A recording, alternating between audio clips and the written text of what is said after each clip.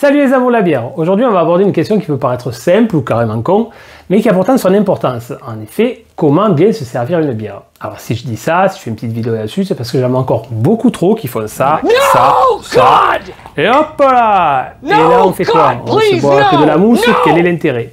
Donc restez bien jusqu'à la fin de la vidéo et vous aurez tous les conseils pour bien déguster une bonne bière. Mais avant de se servir une bonne bière dans les règles de l'art, on va se faire une petite checklist.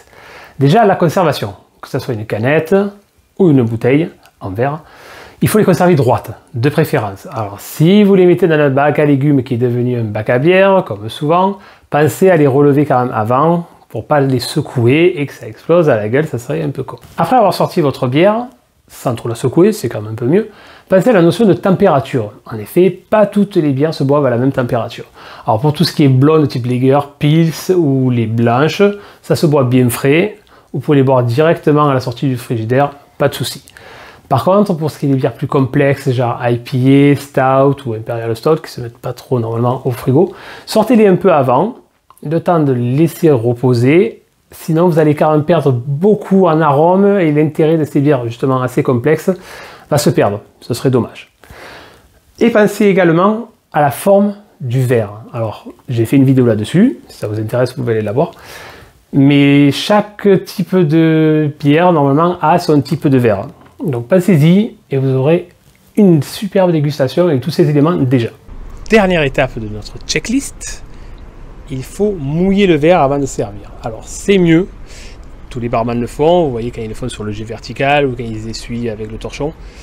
C'est mieux parce qu'au plus il y a d'impuretés dans le verre, au plus il y aura de bulles. Ce sont ces impuretés qui provoquent l'apparition des bulles. Alors, ça s'appelle la nucléation, comme disent les chimistes, on ne va pas rentrer dans les détails. Donc au plus vous le rincez, au moins d'impuretés, au moins d'impuretés, au moyen de bulles, au moyen de bulles, au moyen de mousse. Bon, maintenant assez de blabla, mise en pratique et dégustation de la bière quand même. Donc vous prenez le verre, 45 degrés, à 5 degrés près, on ne va pas utiliser le rapporteur ni le compas. 45 degrés, vous versez, vous tournez légèrement pour mouiller la surface et vous prenez votre temps, ne vous précipitez pas. La mousse se forme, prend son temps aussi, toujours près du verre, sans toucher le récipient. Et vers la fin, vous inclinez et vous accélérez un peu pour faire une jolie colle de mousse qui peut aller jusqu'à 2 cm. En moyenne, c'est la norme.